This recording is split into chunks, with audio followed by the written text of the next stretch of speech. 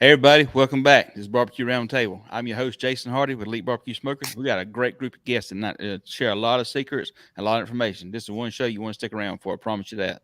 So let's everybody introduce themselves and then we'll get started. Mr. Cary, let you go first here. Cary Chasteen with Hold Your Horses from Griffin, Georgia. Mr. Jason. Jason Cole, Hot Coals Barbecue from Gallatin, Tennessee. Better known as the Shark. The Shark. Well, that's a really good way to start this conversation off. So, well, tell us, number one, how'd you get nicknamed the Shark or the secret name? I think Paul Keltner and Buck and Lou Buchanan gave me the name because they think I circle my prey, and I've been known to be a sandbagger, and downplay how good my cook was, whatever. So they, at one time, Paul and Buck and Lou had a sticker on their trailer that said shark bait. So they started calling me the Shark. Well, that's pretty cool. There's a lot of people out there that don't want to jinx themselves, and that's why they kind of sandbag until it's all over with, and then they can either laugh or cry. Yeah, exactly. But that's cool. Teresa, right here, I think I need to, first off, before we get any further, if I'm not mistaken, I seen on social media today, today's your birthday. If I'm mistaken about that, I'm sorry. If it is, happy birthday. If it's not, happy upcoming birthday. We'll get you early, but I thought I seen that. We got a question here from Lewis Trumpet Master here about the Recteq. Would I get a bullseye, a 340, or a 590, or a BFG? I am personally, I'm a fan of having a grill and a smoker. I think the bullseye is an awesome grill. I think the 590 is a really good, a good smoker. The 340 is a good one if you want to tailgate and carry it in your camper. The BFG is great if you're doing a lot of catering stuff. So I would lean towards the bullseye and the 590. Cary, you probably got a lot more firsthand knowledge than any of us with those. Well, the bullseye is by far the most versatile. You can smoke on it if you put a pan over the diffuser to catch the drippings. But it is a fantastic grill. I cooked a pork tenderloin on it tonight that was just absolutely delicious. You can cut it with a fork. As far as the smoker goes, it just depends on your capacity you're looking for as to which one to go with. But I think for everyday cooking, it's hard to go wrong with the bullseye. Yeah, I think the bullseye is really, truly for grilling, for a person cooking at home, is probably the best grill of all of them as far as just for something in a hurry. For smoking, again, I would say what Cary says. It is a good grill. I wouldn't say it's the best smoker out there. Now, it will smoke. It will do a lot of things. But I would say that the 590 would probably be the one I go with. The 340 is great, but it's so small that I don't know if I would be able to do a whole lot at home. Jason, you got a Recteq? Or you? I do not. He has a Fast Eddie. Yeah, I have a Fast Eddie 120. I used to have a Traeger back in the day. I've heard a lot of great things about Recteq, though. I just don't have one. And the Traeger is a great unit. I'm not going to take anything from them. I mean, they were the person that started this whole market as far as residential style of pellet smokers. The Fast Eddies and stuff like that has been used in competition for a long time. But I loved it. Now, I will say this. If you're asking about the 1250, I would say the 1250 to 700 is probably the most versatile one for doing what you're doing, from my personal opinion. I think it's really good units. The 590 is great, and the 380, but I would probably do two grills, the 380, either the 590 or the 1250 is what I would go with. So Jason, kind of right here to start with, and kind of one thing we talked about before the show here, you got upcoming contest. Mm-hmm. That you kind of got upcoming contest. So tell us about what you got coming on and about the contest. Smoke on the Shores Barbecue Championship. We started in Nashville years ago. And then we had some flooding issues, so we moved it to Lebanon, Tennessee, which is like 15 minutes down the road. This year we added backyard. So we got a pretty big contest, a lot of moving parts. I think we got 125 teams for pro and backyard on Saturday.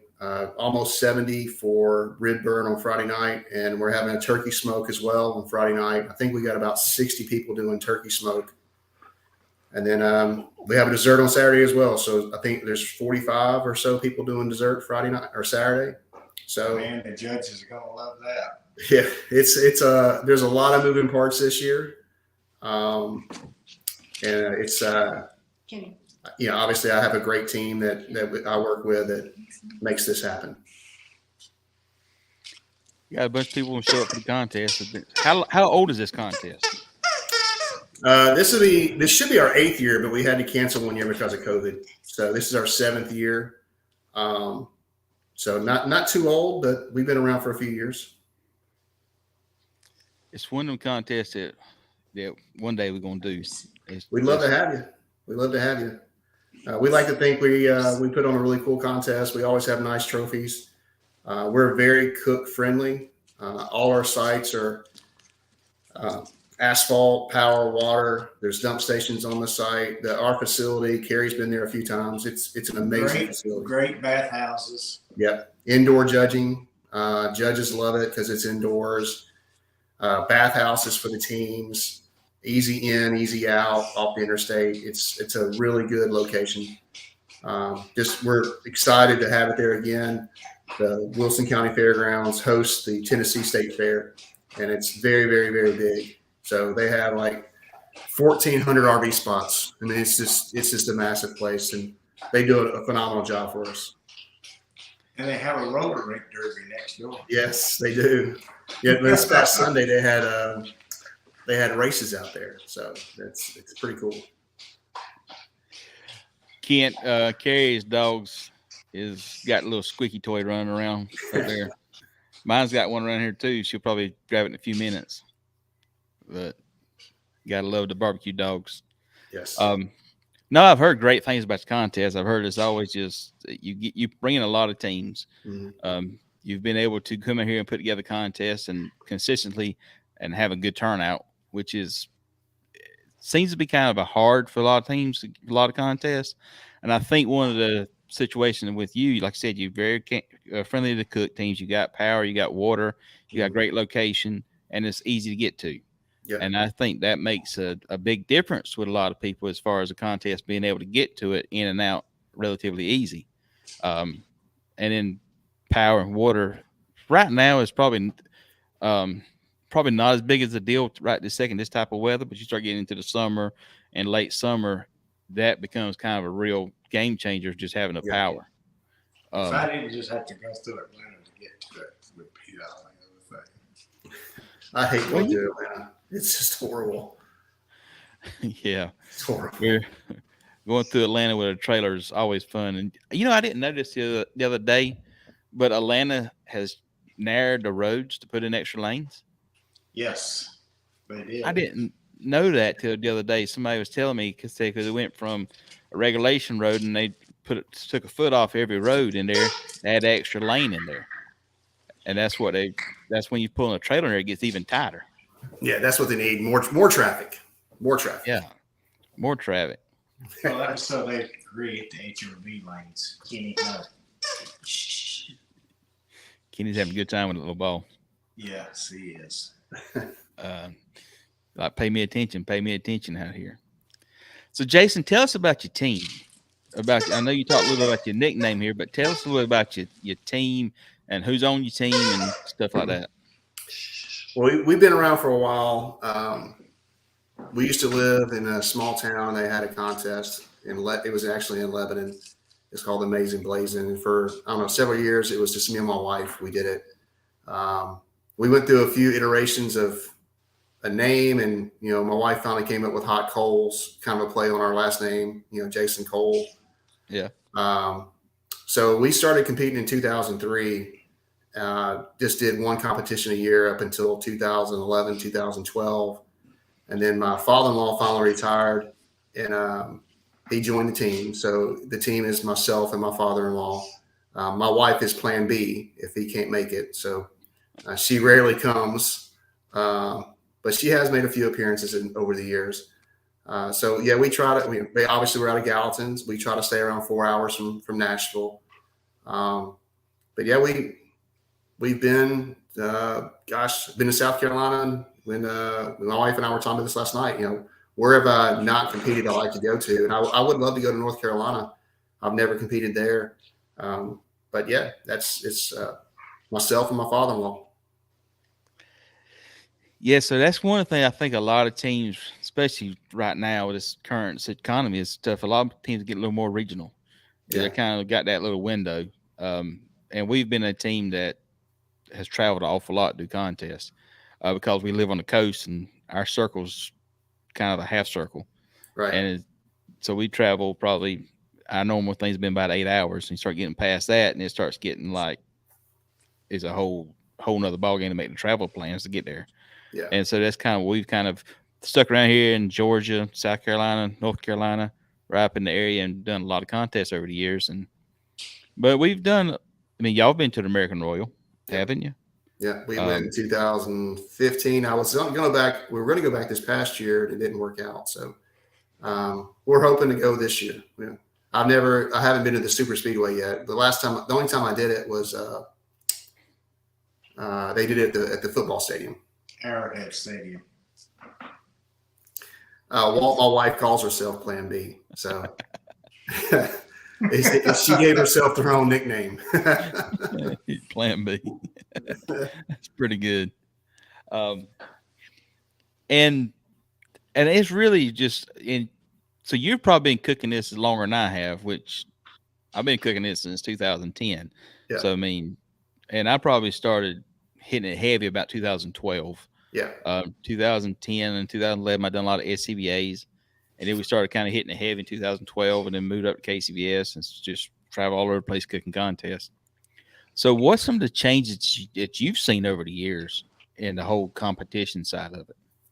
Well, the early years in like 03, we didn't start hitting it heavy until 2012, and I say heavy, I mean we did more than one contest, right? So that. In 2003, it was different. Like more teams. There wasn't the big trailers. I mean, you still had the Meyer Nixons, and you had Paradise Ridges, and a lot of bull. They still had the big rigs, but most of the teams were cooking under tents or pop-ups, and you didn't see a whole lot of pellet cookers. You saw a lot of offsets. A lot of lanes out there. So.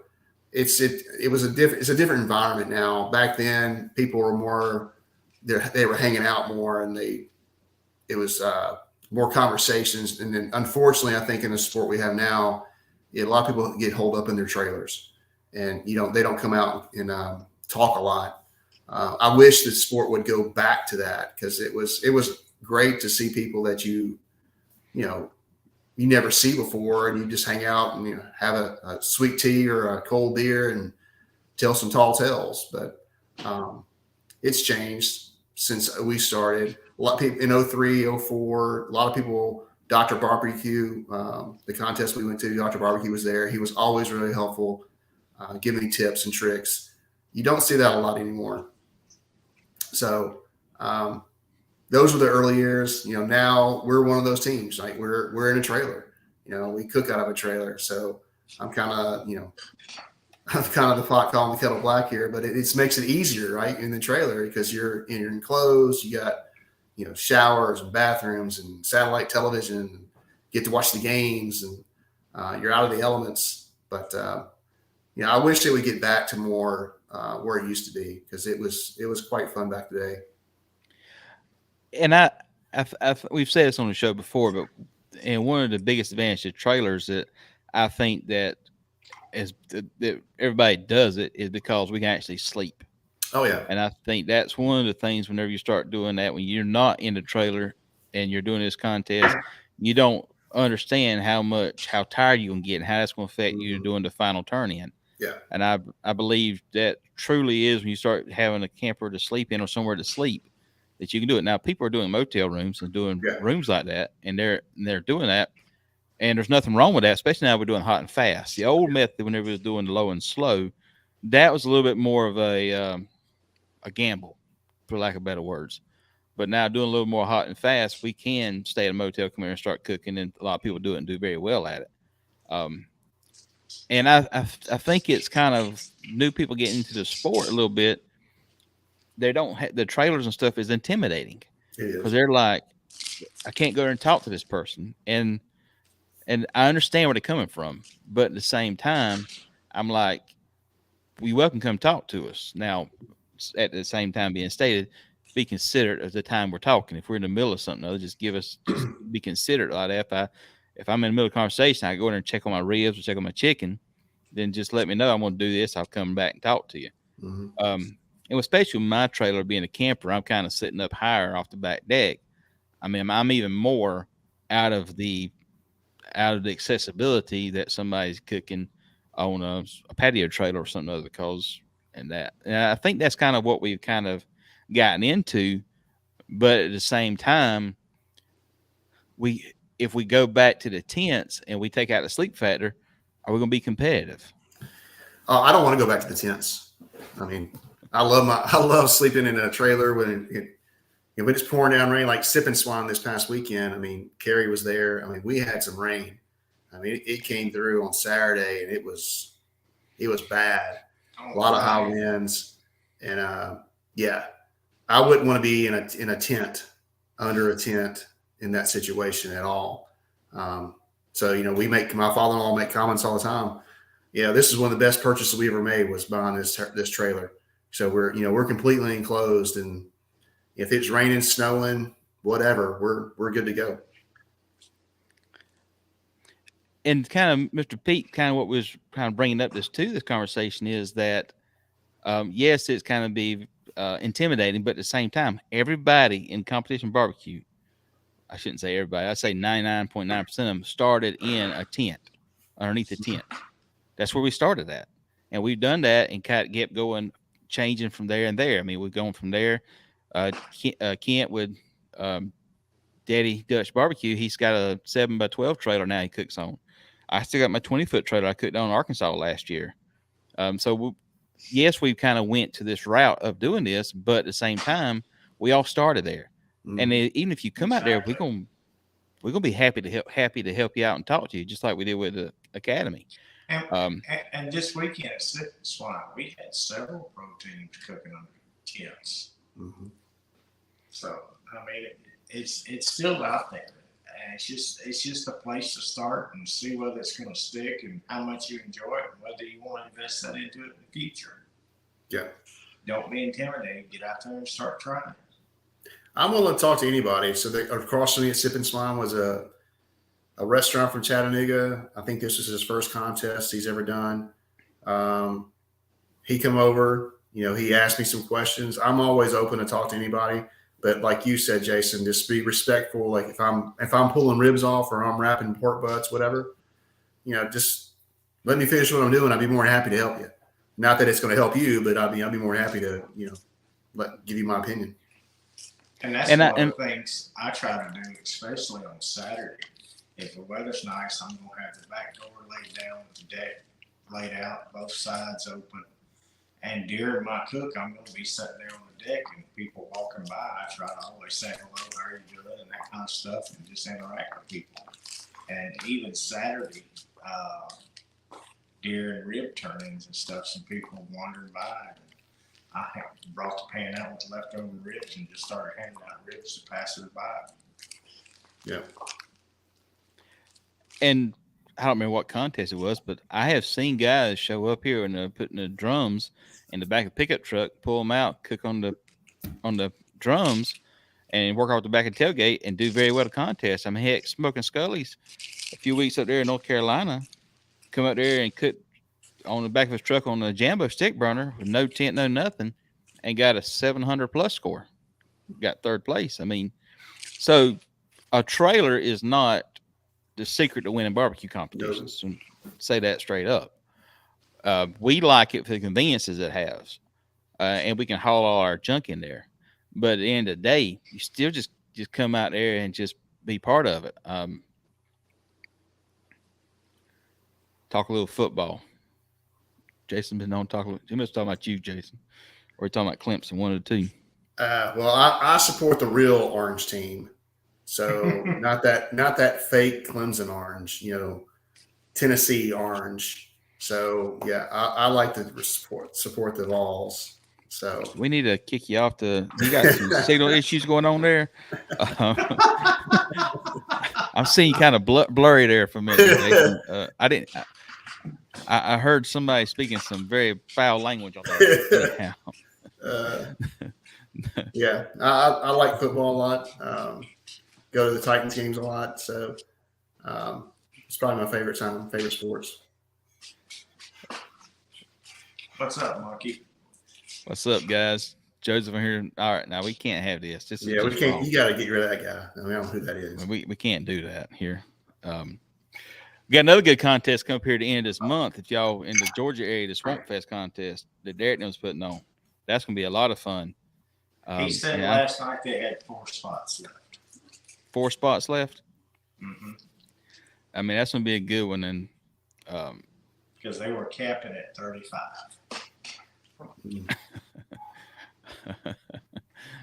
No, I didn't say that. I said somebody shouldn't have left Florida, but I didn't say that. I wasn't that bad off. I might have been bad, but I wasn't that bad off. Oh, Lord. Yeah, everybody was competing this past weekend, and I had some work to do and stuff here, and I wasn't, so I was staying at the house. And it's amazing of how much I missed the barbecue family, the friends and stuff in barbecue. It's amazing. And so I was cleaning up shop, and I found a milk crate full of old moonshine. So I should have stayed off of that show. We had a good time. That was way too much fun. So I hear did everybody have fun this past weekend though down there at the contest this past weekend? I heard it was a lot of fun, was it? It was a great contest. Yeah. I mean, Jim and Cindy Lloyd do a tremendous job putting that on with their staff of volunteers.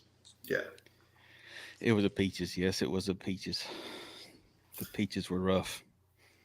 So I hear Derek is trying to sabotage a few members of a certain team or certain group to come down here in Georgia.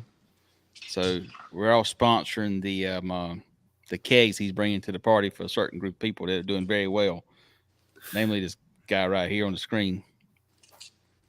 Congratulations, everybody got our name called this past weekend. He's just going to stick it in his damn chicken anyway.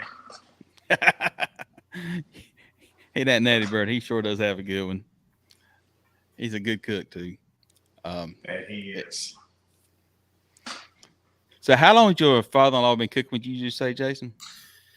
He retired in 12, so he started coming with me then. And then not too long after that, we started going a little further out.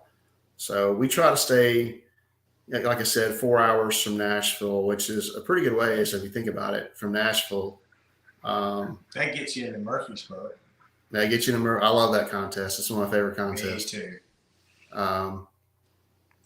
But we've been to Indiana. We'll go to the Hoosier Classic, and we obviously been to Georgia and Alabama. Not many contests much in Alabama anymore, but yeah, we try to stay around 4 hours. That way, after awards, we can get home, get back to the house.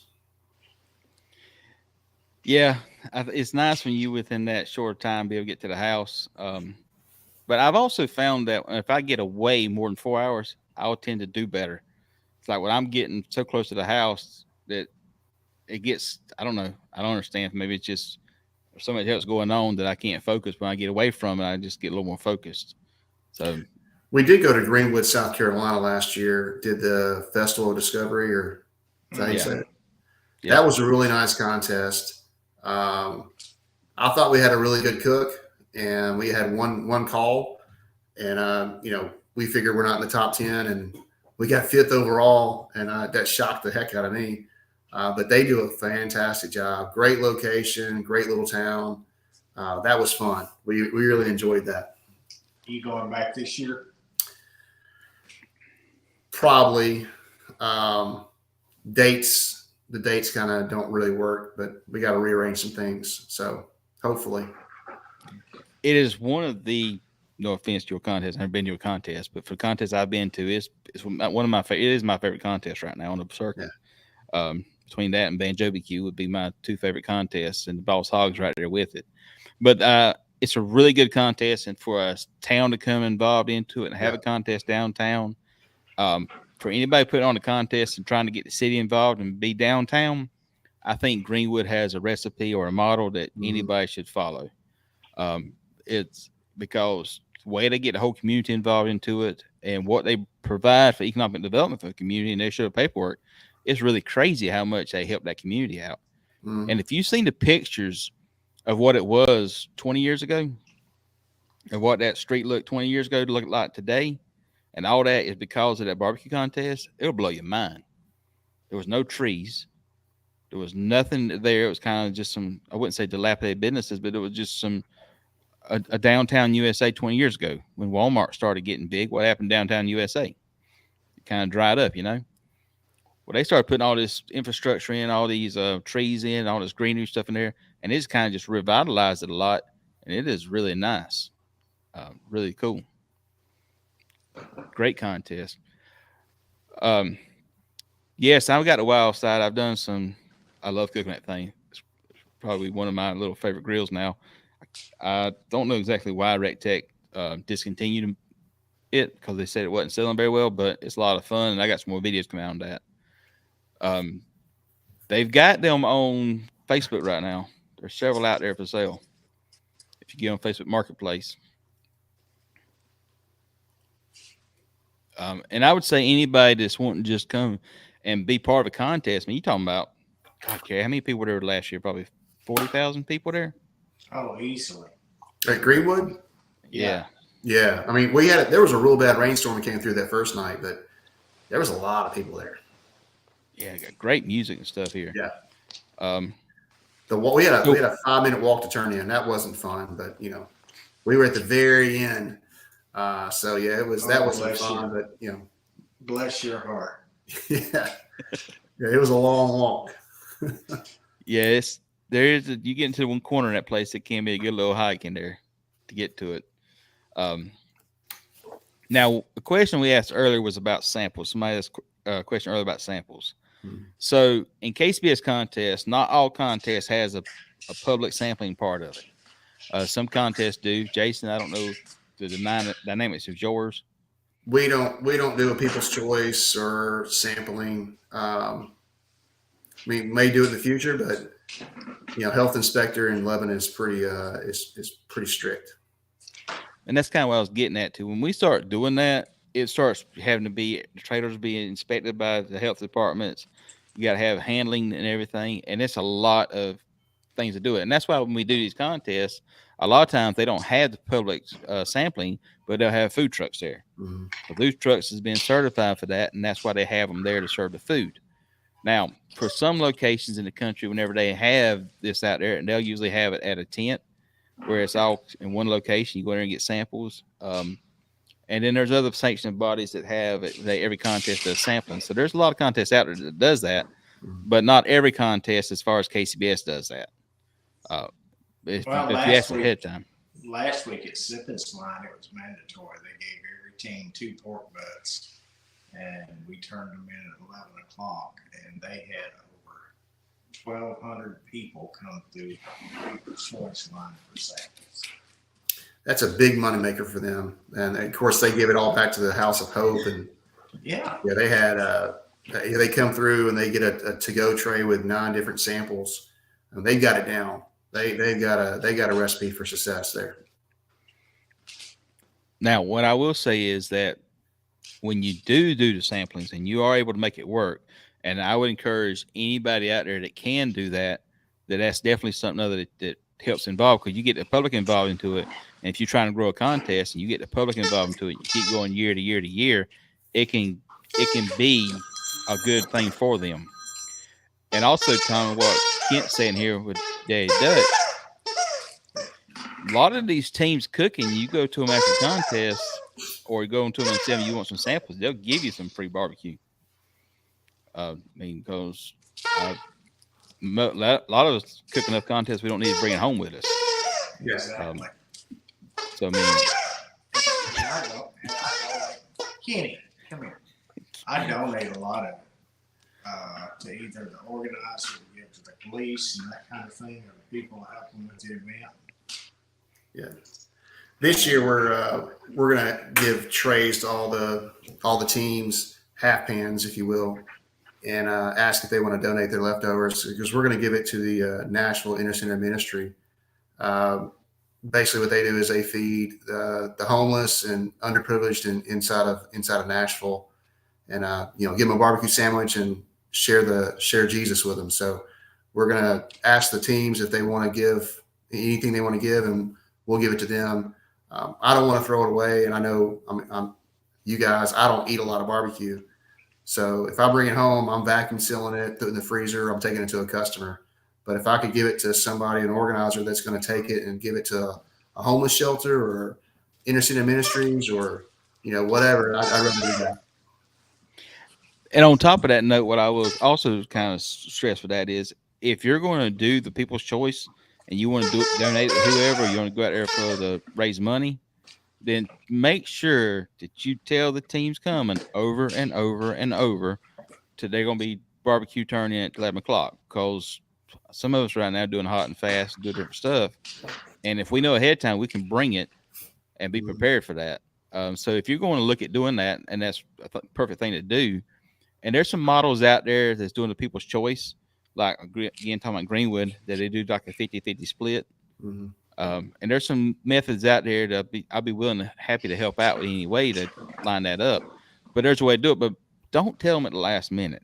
I think that's where a lot of things create chaos. It's there at the last minute. Boss Hog does it. Boss Hog asks you to participate, and if you do, they'll give you a $50 discount, and you just bring your leftover pork, and then they'll even give you somebody to serve it if you'll set them up a tent and a thing to serve it in front of your cook site. Yeah, so you can do that, especially if you get in touch with the Boy Scouts, Girl Scouts, the YMCAs, and stuff like that, and help kind of get them the money for it. Then those groups come out there and provide some volunteers to be able to help give out the samples, especially getting something from it. So that's really a good thing to look at, and that from that aspect of it. Because I know I've got my pigtail girl that helps me every year, and as far as I know, I'll have her back again this year. Yeah, she your good luck charm up there. Yep. It's your good luck charm. And on top of that, it's one of the things that, and we always done this, and the reason we all compete in barbecue is we like to be competitive, we like to compete, but it's relationships we have.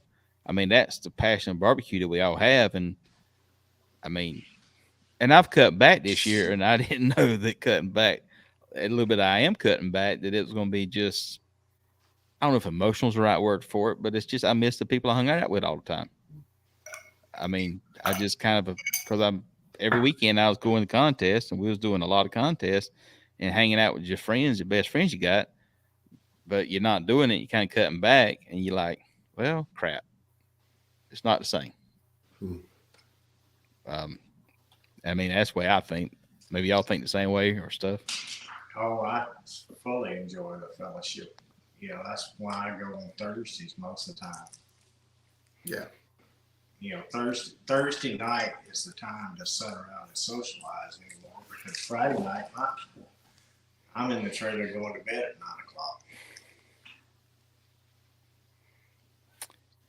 You remember, Cary, when we done the contest, those shootouts, we had the 4:30 in the afternoon turn-ins? Yes. I hated them.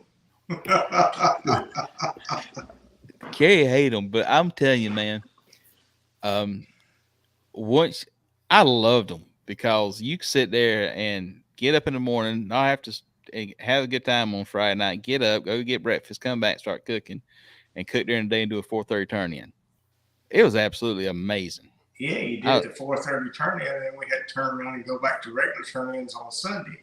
Ooh. Well, we was just trying to do idiot doubles that day, but that's why I didn't like them.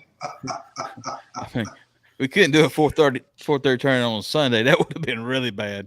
But But I want to have a contest would do that. Just one contest, not a double, just a standalone 4:30 turn in. How that would do. You know, and that's the thing with these festivals. You know, most of our stuff is done so early, and the festivals run later. And if the awards were pushed back, I mean, if the turn-ins were pushed back to later in the day to coincide with some of these festivals, I think it would be a good thing because you'd have more people wandering through. You know, I've also cooked a contest in South Alabama that used to make the turn-ins earlier because they were trying to get done before the SEC championship game when Alabama was playing.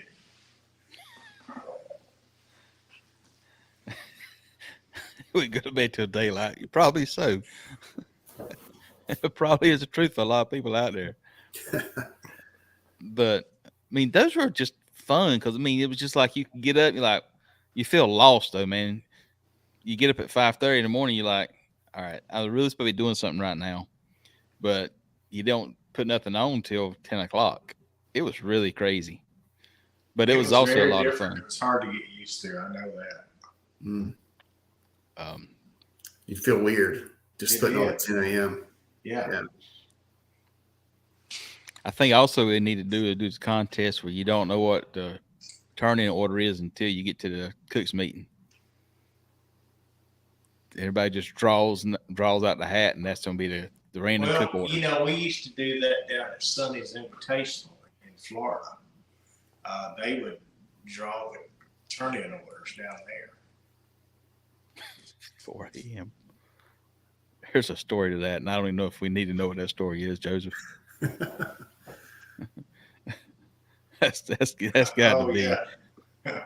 Well, they were bar hopping.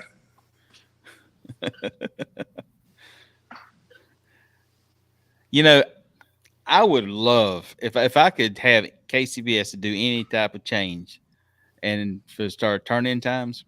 What I would honestly do is let pork be first. I think pork needs to be the first turn-in because it's the one's going to drive you crazy. The rest of it you can just fly by, but pork's going to drive you crazy. Well, this is the one that takes the longest to process, that's for sure. Yeah. It's the longest meat to prep for the box. So all the other ones, like you said, I mean, it's pretty simple.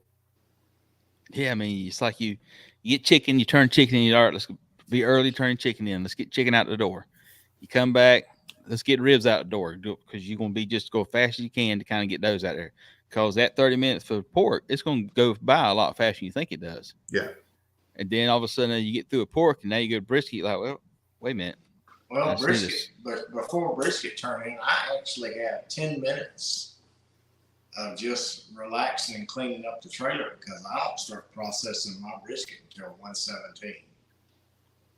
Yeah, but how many times have you just lost track of time washing dishes and be like, well, crap, I got to work on brisket?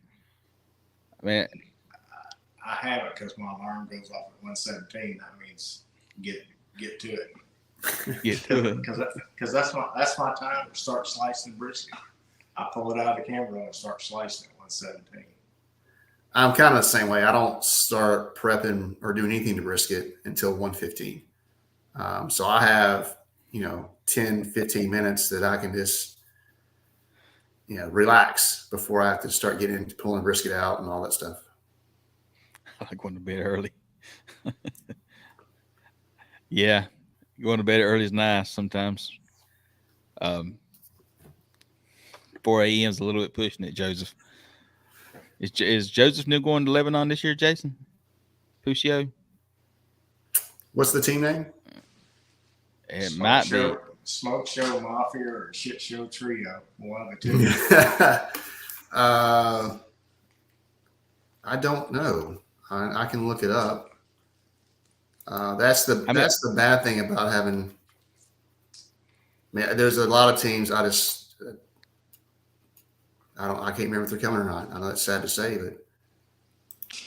Well, when you got 130 teams, it's tough. Yeah. He's doing Savannah, River Street in Savannah this weekend. Okay. Singletary is not going either. They got that St. Patty's Day stuff going down in Savannah this weekend. Yeah. Oh yeah. So that's what they're going down there to be involved with that stuff. Trio is partying. Lord have mercy. Heaven helps Savannah. Did y'all bring your sound guy with you this time to the party? Got baseball season, shocker. Yeah, Brian always says he wants to come, but he's baseball. It's the start of baseball season every year, so one of these days we're going to get him there. One of these days. Yeah, it's just. I mean, it's one contests that we want to do. It's just, it's when we were doing a lot of contests, it was a string of back-to-back contests, and you start kind of you can't do it so many of those back-to-back contests, and it just you can't afford to right now to start with. Well, for you, it's such a haul across the mountain to get there. Yeah, I mean, it's what's the Nashville for us? 12 hours. I think at least 12 hours to get there from Myrtle Beach. All right, so you're 11 and a half to get to Lebanon. Yeah, so I mean, but there's a Buc-ee's right close. There's the Buc-ee's. There's one in Crossville. They're building one in Murfreesboro. The one in Sevierville is going to be massive. Really? Yeah. Someone told me they're going to have amusement rides in the parking lot. That's how big it's going to be. Good Lord. Jeez. Well, we're doing that one because we're doing Boss Hog, and then we're going to go stay in Nashville for the week, and then we're going to go up there to Sevierville and come back home. So we're going. Sevierville is one of my favorite contests. Unfortunately, they keep on making the footprint smaller and smaller because when it was on the downtown on the street, and that was awesome. And then they moved. Now they moved it. I think we're in a parking lot off the street, off the square. But I love that contest. It's a real good contest. Yeah, Bob's running it now too. Yeah, Bob Johans is involved with it, so I think it's been great. Yeah, and they have a huge.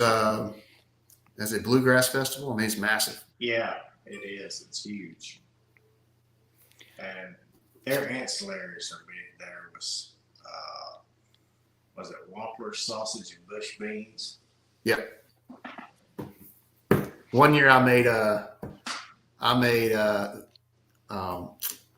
red velvet cheesecake, red velvet cupcakes out of beans, and I got the recipe off of Bush's Beans website, and so the people that judge the Bush's Beans thing, it's usually employees of Bush's Beans, and back then it was the Braziers. So Philip come walking up to me and he said, "Your turning was amazing," but they didn't believe it was beans made out of beans because it was red velvet cupcakes, and I made buttercream icing from scratch, and they were absolutely amazing. And I got a lot of 6s. So They didn't believe it. They didn't believe it was made out of beans. Well, wow. I did the same thing for the sausage and bean category last year. I did apple pie baked beans and turned in the same thing for both categories. And I got 9th in the sausage, and I think I was 3rd in the beans. Wow. So smoking a salmon, what I will say that if you're doing this on a cedar plank, I would put some olive oil on a cedar plank, put it on there, and just put it like a good rub you like for a fish rub. I know Rufus T's got a fish rub I've used a lot. And I like it. I don't know. Simply citrus goes really well. Mm-hmm. Yeah, I'd put those in. Both of them have kind of like a little a lemony citrus type flavor to it. But if I'm cooking it in a smoker, like on a pellet smoker, on a cedar plank, I'm running 300 degrees. About 45 minutes. Now, if you're not cooking on a piece of cedar plank and you do it on aluminum or something else, I would run about 225 for about 45 minutes. I've got a video on our YouTube channel that shows the steelhead trout and the salmon. So if it's a full salmon, I would use the steelhead trout recipe on that, and that's what I would go with on that. If it's going to be the slices, like the small pieces, I would use the salmon recipe I've got. But again, that's kind of the technique I go with that, and it turns out very well. If you do it on a charcoal grill, I would do an indirect the indirect side, and I'd probably go around about 225, 250, even on a cedar plank. Just make sure you don't get cedar plank on fire on charcoal grill. What you think, Jason? If I do salmon, I'll do it on a cedar plank. I'll soak the plank in water for about 30 minutes, just so it won't catch on fire. I do like Heath Ryle's citrus rub. It's really good on salmon. So I'll just put it on the cedar plank and cook it till it gets nice and fluffy, nice and flaky. I cook it on a bullseye, 475 for about 8 minutes, and it's done. Yeah. On a cedar plank? Cary? No, just straight on the grill grates, skin side down. But you take the grill grates and flip them over so you got the flat top? Or you do it on the... I do it on the grill grate. Okay. About 7 minutes, 7 to 8 minutes. It'll be about 140 degrees and gets nice and flaky. When that white stuff starts to ooze out, it's ready. If I'm lighting my solo stove just to have a fire, I may use some lighter fluid for that. But most of the time I'm using the tumbleweeds from Royal Oak charcoal. That's what I use for all my fire, light my fires and stuff here. I have not used lighter fluid in cooking in a while. I'll use match light in the solo stove. Yeah. Throw a bag. Yeah. Throw it in there and roll with it. Mm-hmm. Yep. So Jason, all right, tell us about your cooking grills or whatever. You have been cooking on, what were you been cooking on and what you kind of going towards now? We've been on a Fast Eddie 120 since 14, and we've done well. We've won our fair share, but we were at the Invitational, the KCBS Invitational this past year, and I noticed that if you look at the top 15, like 2/3 of them were on using a drum or an offset. Not very many pellet cookers out there much anymore that are consistently winning or consistently in the top 5. So I made a comment to my father-in-law, like, hey, we got to adapt. If we want to continue, or if we want to be in that upper echelon of teams, then we're going to have to adapt what the judges are looking for. And I really think the judges now are looking for that drum flavor or that offset flavor. So we switched to drums this year. So I've got 3 gateways. I've only done 1 cook on them, so I don't really have a lot of experience. So we're still learning. There's definitely a learning curve from going from a pellet smoker to a drum, going hot and fast. I do love the flavor though. I mean, it's a totally different flavor. I am shocked. I tell people all the time how well the gateway runs. Like it doesn't. I haven't seen a whole lot of spikes, or lulls. If I'm wanting to run 300 or straight up needle, I mean, it runs pretty well. Now, when you open the lid and all that air jumps in, I mean, it can spike a little bit, but it's going to come back down. But so far, I've been really, really impressed. I'm not like the bus. I can't afford 4 different Outlaws. So, I'd love to have an Outlaw if someone wants to give me one, but they're a little pricey. So we're starting with drums and see how we go with it. We'll probably do 5-6 contests this year and see how it goes. The thing that amazes me with the drums is how little adjustment on the dampers it takes to move them. Yeah. Yeah, and that's part of my learning curve. I mean, I got 1 drum and I was cooking at the house and I was trying, doing ribs and butts and briskets and whatnot. And then having 2 extra drums, having 3 going at one time, a lot more coordination. So, with a pellet smoker, I mean, it's kind of like Ronco, set it, forget it, right? You just set it at 275, 300, shut the door, it continues on. With the drum, and you don't have to, I won't say you have to babysit it, but you can't walk away from it. And I've been known to walk away and talk trash a little while and come back. But, I can't do that. With this, I have to stay pretty close to it. Well, that's Dennis's job, right? Yes. We're getting him trained up on how to take care of it, so I can go around and start talking some trash. Right. So, but I really like it. It's just a different flavor. Your amount of time you're cooking. I mean, I'm putting brisket on at 5 and it's done by 9:45, 10 o'clock. That's I really early enjoy for it, a but I've only drum. done one full cook, so I'm Like I still said, learning. that's early for a drum. Well, if I had 4, I could put Yeah. the brisket on later. I But got since you. I'm only doing 3, I got to have that. I got to have the brisket or the pork off to put chicken on Right. about 10:15. So, yeah. Okay. Makes sense. One thing I will say though about, and this is not just for drum smokers, but one thing I will say about drums and outside of stick burners and pellet smokers and cabinet smokers is when you open them up and you do something other, don't adjust them for about 10 minutes. You can't, if you constantly adjust that like you are on a dial on a pellet smoker or whatever, I mean, you'll be up and down, drive you crazy. You got to let it do its thing and just kind of let it just roller coaster its thing on out. Mm-hmm. So you just kind of just trust the thing, but they run great when they run great. Justin, be safe driving up there on the way out there to Fort Worth, Texas with your little boy. That ought to be a lot of fun, man. Good Enjoy luck it. out there at the SCA. Good luck. Good luck to you out there. We pulling for you on that. Are all 3 of you cooking on drums? Cary, I don't. I cook on an Outlaw and a Recteq pellet grill. So I cook on Gateway drums and a Recteq pellet smokers. That's what I'm running on there. I like the flavor I get with the drums. So I'm going to take that and I'm going to usually do that and then wrap it up and I put it on my pellet smoker. I like my pork better on the Recteq than I do on the drums. Not the biggest fan for me with my process with cooking pork. Now, that's because you're not using 5 gallons of maple syrup to dunk it in like Brian. Well, I'm going to say right here, but I always have to bow down to the pork man right here. Mr. Perfect Saturday. Yeah, perfect this weekend.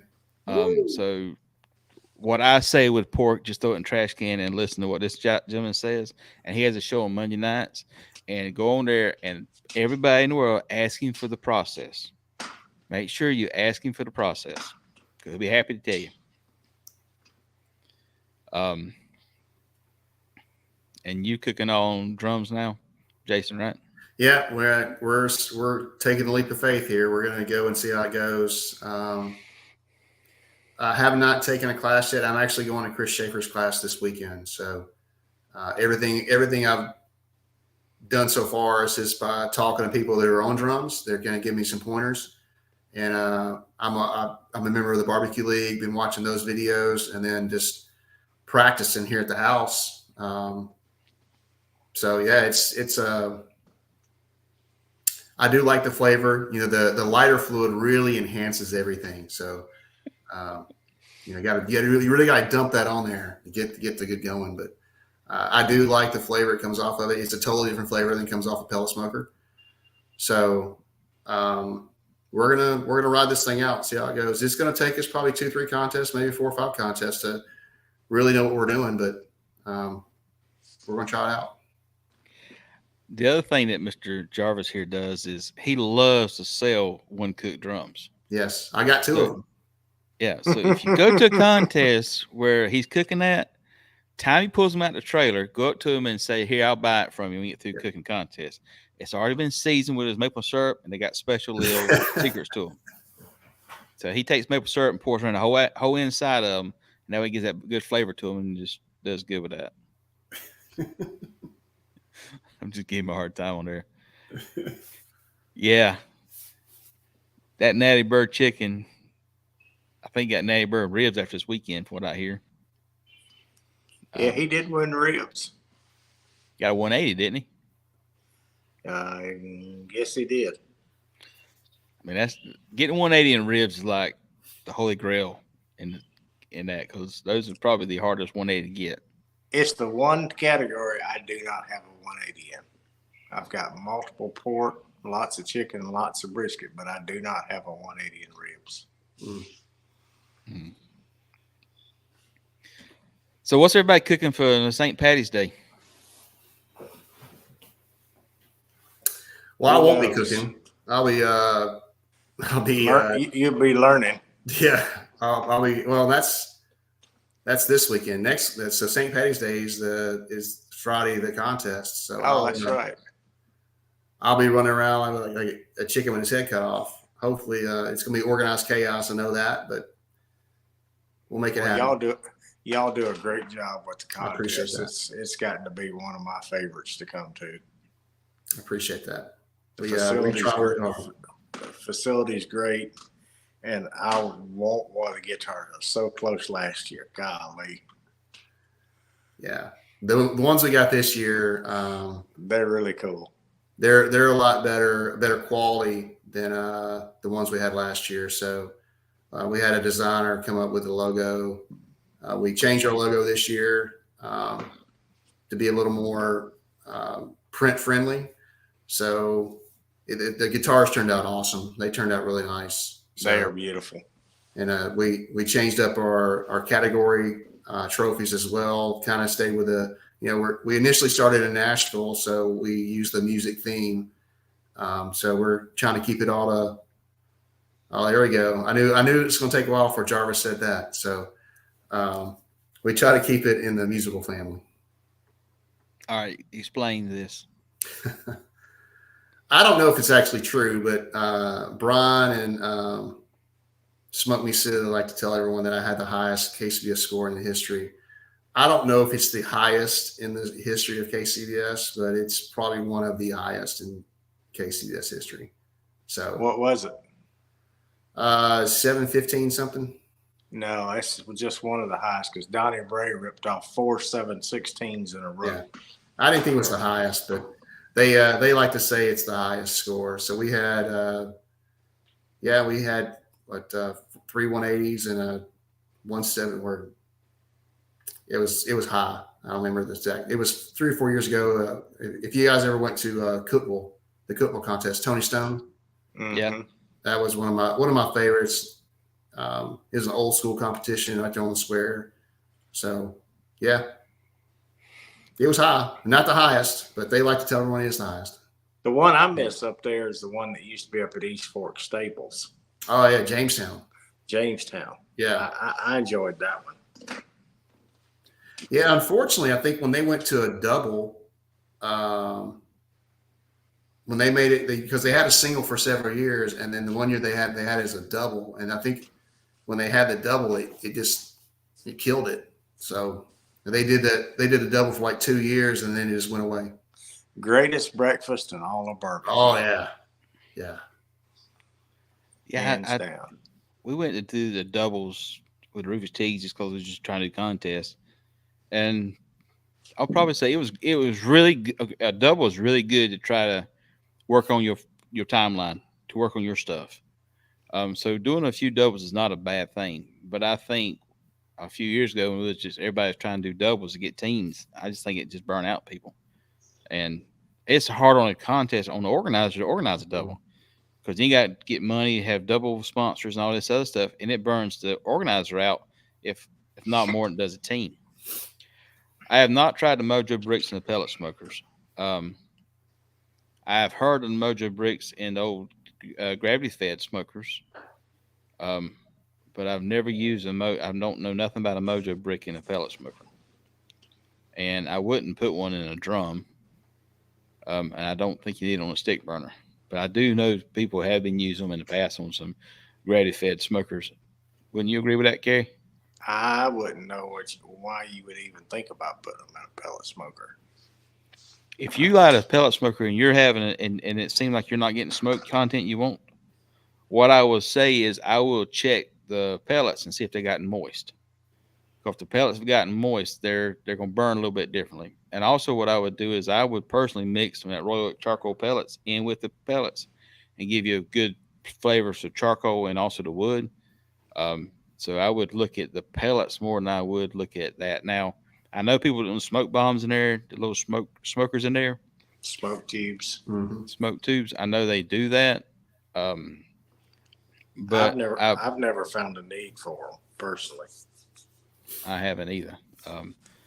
Now, I do know that across the board, I'm not going to say about Recteq, but across the board, I do know that the pellet smokers today is a lot better than the Traegers and the Recteqs when they first started.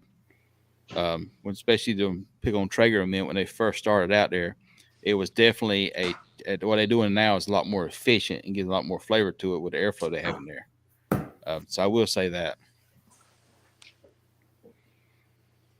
You can, but one of the deflector plates below the grates, it has a little extra smoke to it. I mean, I wouldn't say don't try it. I just never have tried it. Be interesting. Add some more smoke to it. But you think, Brian, if you put it down there, it's going to get the air it needs to not be a bitter smoke? I wonder if that would give a bitter smoke to it. I had to test that out and try that one time. But yeah, we got some great contests coming up this year here. If you, how many spots you got open, Jason? We're full. They're full. Yeah, we've been extremely blessed over the years to always have a good turnout. I think part of it is the time of the year. We're one of the first contests of the year, and then we have a great location. So is this the first time y'all have offered backyard? It is. So we're excited to have them. We're just to be very honest, we were trying to look at something to replace the SCA because we did an SCA event for several years, but this year we decided not to do SCA. So Russ Allen with Red Bones caught me he was next to me at Sip and Swan last year, and him and Leela Q and some other backyard guys really talked me into doing it. And basically I told him look, if I'm going to do it, I need 40 teams. And he said, I'll get them. And sure enough, he did. We got 45 backyard teams, 80 pro teams. We've been full now since right before Christmas. So I got 170 something judges signed up. So you can imagine with 125 teams, 170 plus judges, it's a huge undertaking. And obviously I'm just one person, this whole thing. There's a whole team behind me we work really well together. So we're excited, a little nervous obviously because it's a lot of moving parts this year, but we'll get through it. We'll give out some money, we'll get some trophies, and most importantly we'll give money to charity. So we're excited about it. No, it's not a bad question. And I'm actually glad you asked that question. So whenever you we got competition, KCBS sanctioned body, we got basically two categories. You got they call it the Master Series and the Backyard Series. Isn't that right? It's not the Pro, correct. It's the Master Series. So the Master Series is per se the Pro Series, and that's the one that everybody's chasing points on. But you also got a series out there that's a backyard. And the only difference between the backyard is the backyards either do 2 or 3 categories. They do not do brisket. They may or may not do pork, depending on the organizer in the contest, but they're doing chicken and ribs. But here's the thing about it. It's the same judges the pro or the masters, and they do the backyard.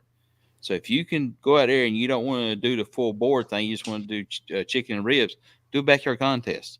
Come out there and be part of it, and you'll learn a lot, and you'll meet a lot of people. But when those guys go from the backyard and do pro, they do very well. I mean, John Wade, whopping the swine, is probably the best example. He went from backyard to pro, and he's dangerous at a contest.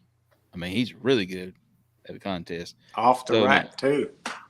Yeah, off the rack. I mean, Henry's all great cooks. But it's a great way to kind of get your feet in there and learn the process and learn what's going on without spending a lot of money into it. And a lot of guys don't ever move up to the Master Series. They just enjoy the backyard side of it. So that's what the backyard part of it is. Well, now, one of the things this year with the rule change, if you win backyard team of the year, you have to move up to pro. And I fully support that. Yeah, but and that's a great thing, but there's only one team will do that out of all the backyard teams. And if you are being that consistent winning backyard, then yeah, I agree. You need time to move up to pro.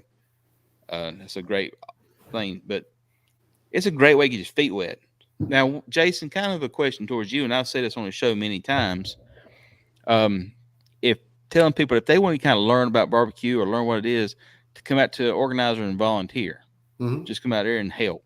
Yep. Kind of to speak on that for a second as a as an organizer, what's your thoughts on just somebody want to be part of it and can volunteer or whatever? What's your thoughts on that? We love volunteers. I think volunteers sometimes have a viewpoint that they're going to be somehow out there helping carry his boxes to the turn-ins because they want to be so involved in the competition. Unfortunately, that's not the case. Most of the time when you're volunteering, you're either working in the tent or the room, emptying trash, working the grazing table. But you get to see how the process works. But everybody wants to be, sit down with Cary or Jason and talk to them about, hey, how do you cook your ribs or how do you prep a brisket? That's not really volunteering. But we do have several volunteers that help park cars, that help in the grazing room or help in the judging area, that pull trash. There's all kinds of stuff that you can do at a contest. That's not just, sitting down with Cary Chasteen and learning about how to trim brisket, who, by the way, got a 180 this past weekend. Isn't that right, Cary? Do what? No, I missed the 180 by 1.9. Oh, that's right. You got second place brisket, right? No, I got first place brisket, but I missed the 180 by 9. Oh, yeah. I got 180 there last year or 2 years ago. 2 years ago. Okay. But we like second place. We would love more people, volunteers, to come and help us. Most of the people that help us at our contest are my friends from high school and people from church. And that's mostly what we get. But we do on our website, shameless plug, smokeontheshores.com. You can sign up to be a volunteer. And we had a couple of people sign up this year that wanted to come out and hang out and learn about competitions. Because people see like pit masters or those barbecue shows, and they want to learn. They're interested about what we do and how we do it.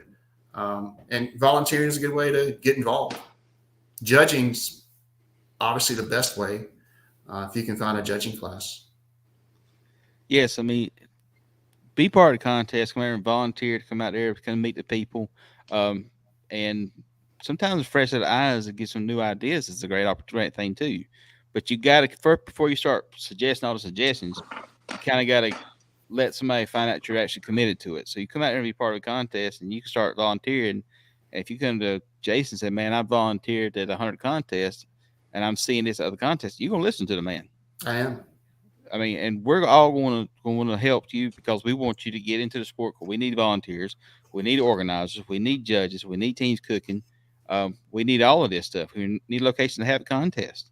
And that's what everybody wants to do, because at the end of the day, yes, we're competing for competition barbecue, but we're still sharing a passion. Because if we didn't like cooking the barbecue, we wouldn't be out here trying to win that guitar. Which I need to go there and try to chase a guitar, because I need one of those. I don't have a guitar. I'll chase musical instruments. I can't play none of them, but but again, that's the thing about it, is just come out there and be part of it. And if y'all want to be volunteer, sign up on the contest or find one closer to you, because I promise you, people want to do it. And there's other sides to the volunteering too. Now, if you go into the contest and you want to volunteer, and you say, "Well, I hope you find sponsors." There ain't a person out there that's going to turn you down. I mean, there is nobody out there that's going to sit there and turn you down if you want to help them on the front end, not just the data contest, but through the whole process of putting together contests, organizing contests, getting sponsors and stuff here. I mean, they'll put you to work for too long. You won't even know what's going on. And I think that's something that we're going to see here in the near future. I think right now there's a lot of stuff going on with the economy and stuff and things, but I think it's going to start switching back around. And I won't be surprised if we don't see some people downsizing, especially if diesel keeps staying like it is, downsizing to smaller tents or smaller rigs and doing stuff like that. So I think it's a new contest coming down the pipe. Well, I wish KCBS, and if anybody is on here from KCBS board, I wish they would do a better job of helping new organizers. When Jeff and I started this 8 years ago, what led us to do a contest is because there was no contest in Nashville. And, Nashville's a pretty popular place, I would say. So, the more we talked, it was like, why not us? Why couldn't we do it? We'd never done one before, but why not now? So They didn't really help us whole lot back then, like giving us things to check off to do, whatever. Did you have to go shadow a contest back then, like you do now for an organizer?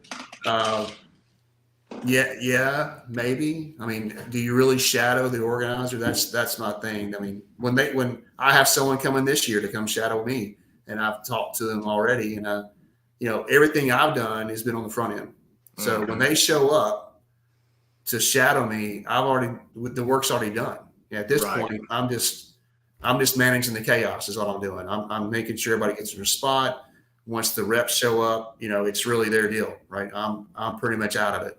So I wish they would do a better job of preparing new organizers on what they should expect when it comes to going to find sponsorships or how to market to teams and judges to get them to come to your contest.